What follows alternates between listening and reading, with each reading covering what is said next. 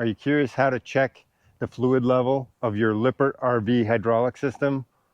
Or are you wondering what type of fluid it takes if you have to top it off? Yeah, if so, you're watching the right video. I'll first start off saying it's a real easy, simple process. Nothing complicated about it.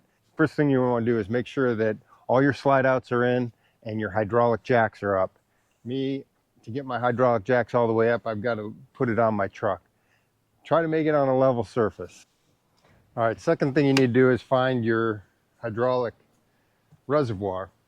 Now here on this one, when all the jacks and slide outs are in, you want the level to be within a ½ inch from the top.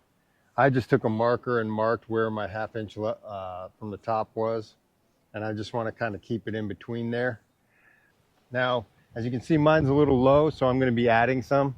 According to the Lippert manual, they say that they use type A ATF, automatic transmission fluid, and that you can use either Dexron, Mercon 5, or a combination of both.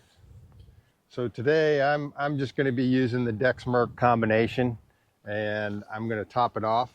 Now, I will post in the description below a link to the manuals for these systems, so if you ever need them for troubleshooting or you want to read up more about how to check this level, they'll be there. Prior to filling, I'd recommend just wiping off around the top just so you don't get any contaminants in the reservoir. Then take off your yellow cap. Finally, top it off.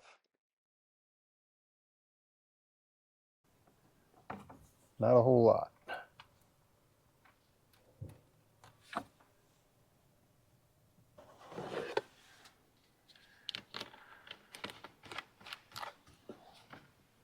You're done, just put the cap on and clean up your mess.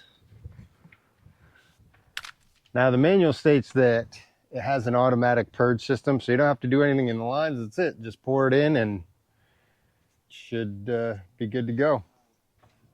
So there it is. That's how you check and fill your Lippert RV hydraulic system.